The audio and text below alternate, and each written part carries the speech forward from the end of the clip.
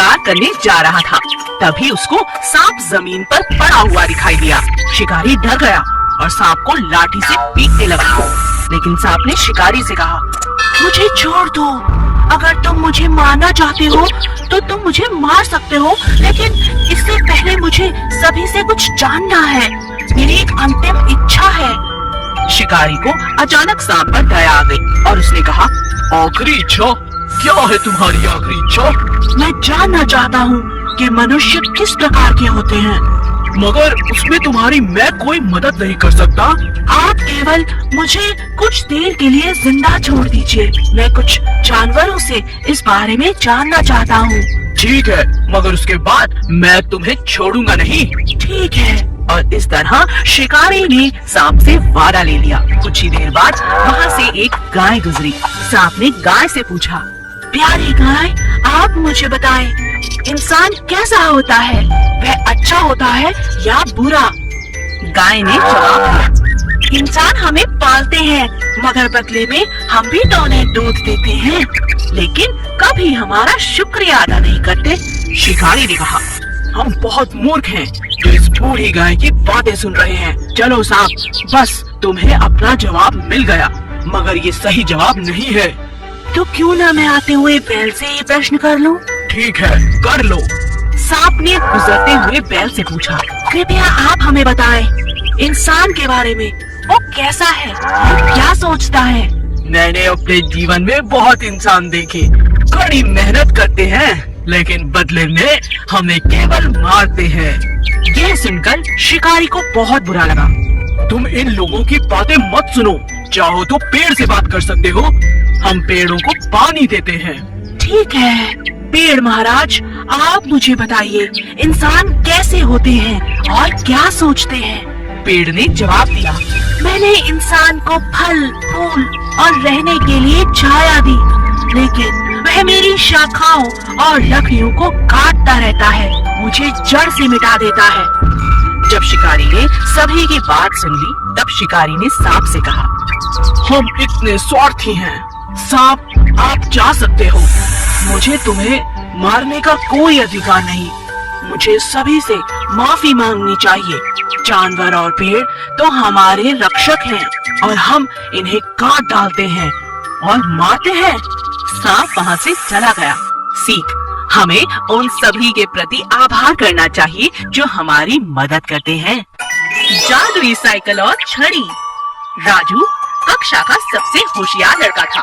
वह क्लास में हमेशा प्रथम आता। उसका एक दोस्त था मनु। मनु और राजू एक साथ स्कूल आया जाया करते थे। राजू, हमारा स्कूल हमारे घर से कितनी दूर है? कितना चलना पड़ता है? मैं तो थक जाता हूँ। अगर हमें थोड़ा सा चलकर इतनी अच्छी शिक्षा मिल रही है तो उसमें हमें संकोच नहीं करना चाहिए मनु। हाँ, तुम ठीक कहते हो, लेकिन मैं तो बहुत थक जाता हूँ। अच्छा, तो ये बात है। मैं कोशिश करूँगा कि हमें कहीं से कोई साइकिल मिल जाए। अगर साइकिल होगी तो हम दोनों उस पर स्कूल आसानी से पहुँच जाएंगे, वो भी बिना थके, है ना? अरे वाह, ये तो बहुत अच्छा आइडिया है। हाँ, तुमने ठीक कहा, आइडिया तो बहुत अच्छा है, पर साइकिल आएगी कहाँ से? मैं अपने पिताजी से कहूँ, शायद वो हमें नई साइकिल दिलवा दे। ठीक है, कोशिश करके देख लो। पिताजी, स्कूल बहुत दूर है, आप मुझे एक साइकिल क्यों नहीं दिलवा देते? स्कूल जाना आसान हो जाएगा। बेटा, जो मेरी साइकिल रखी है ना घर के पीछे, तुम उसे ले सकते हो। थोड़ी पुरानी है, लेकिन तुम्हारे काम आ सकती है। बहुत बहुत शुक्रिया पिताजी।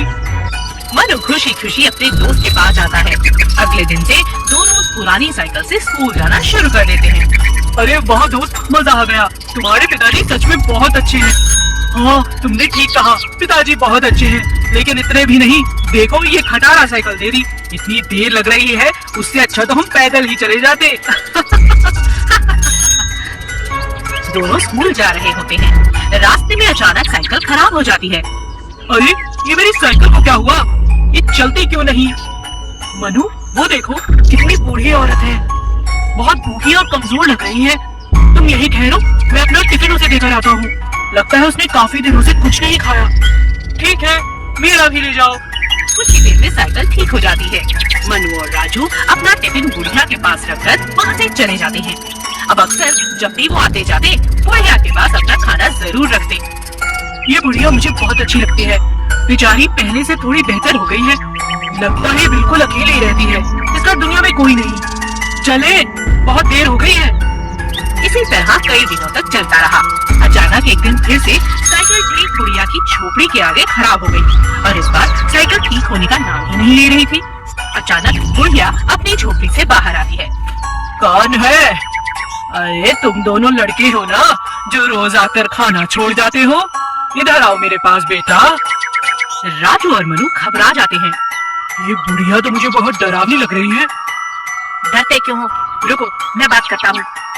राजू बुढ़िया के पास जाता है। बेटा, तुम दोनों बच्चों का बहुत बहुत शुक्रिया। जानते हो, मैं तुम्हें रोज देखती थी मगर इतनी कमजोर थी कि कुछ मदद नहीं कर पाती। ये तुम्हारी खटारा साइकिल है ना, इसकी चिंता मत करो। कहो तुम्हें क्या चाहिए, मैं तुम्हें दूंगी। और तुम्हें देंगी? वो कैसे? आपके पास तो कुछ भी नहीं है। है बेटा, मेरे पास जादू है। रुको, अभी बताती हूँ। बुढ़िया अपनी छड़ी घुमाती है और अचानक साइकिल हवा में उड़ने लगती है और बिल्कुल नई हो जाती है।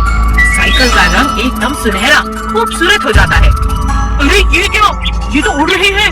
क्या इस पर बैठकर हम भी उड़ सकते हैं? हाँ हाँ, क्यों नहीं। ये मेरी तरफ से तुम दोनों के लिए उपहार है बेटा, इसे रख लो। जब चाहोगे चलेगी और जब चाहोगे ये साइकिल हवा में उड़ेगी। शुक्रिया दादी माँ, शुक्रिया दादी माँ। था एक आदमी किशन नामक। किशन सब्जी बेचकर अपनी रोजी रोटी कमाता था।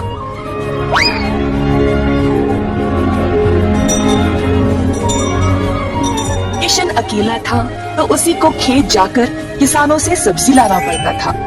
अपनी मेहनत की कमाई किशन बहुत संभाल कर जमा करता था, परंतु किशन अपनी कमाई से संतुष्ट नहीं था और कुछ अच्छा और बड़ा करना चाहता था। एक दिन किशन सब्जी बेच रहा था जब एक बूढ़ी महिला अपने सिर पर सब्जी की टोकरी लिए जा रही थी। सब्जी ले लो, सब्जी ले लो। किशन उस बूढ़ी औरत को देखकर हैरान रह गया। ये महिला इतनी उम्र में सब्जी बेच रही है? किशन के सब्जी बेचने से पहले ही बूढ़ी महिला ने घर घर जाकर सब बेच दिया। जब तक किशन पहुंचा, किसी को भी और सब्जी की जरूरत नहीं थी। किशन को बुरा लगा तो उसने सोचा कि वह कल के दिन जल्दी आएगा और कुछ न कुछ बेचेगा।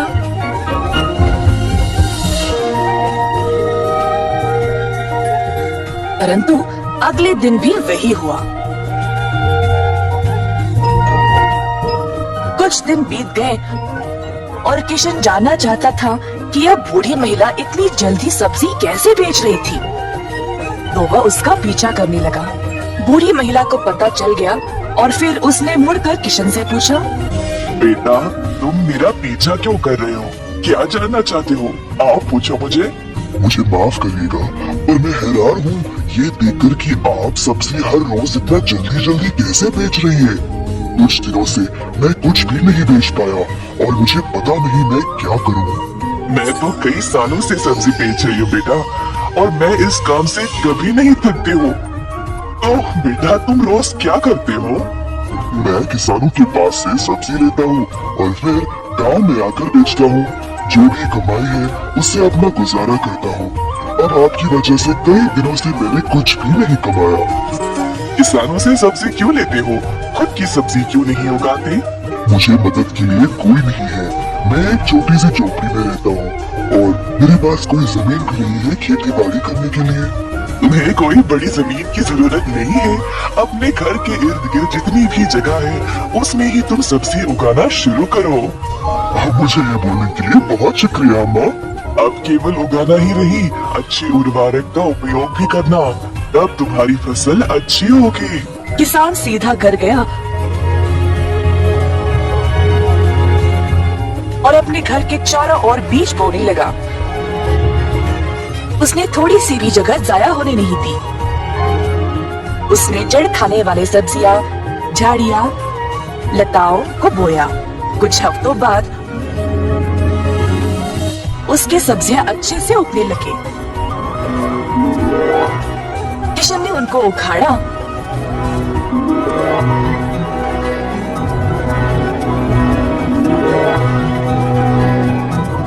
और गांव गया बेचने के लिए।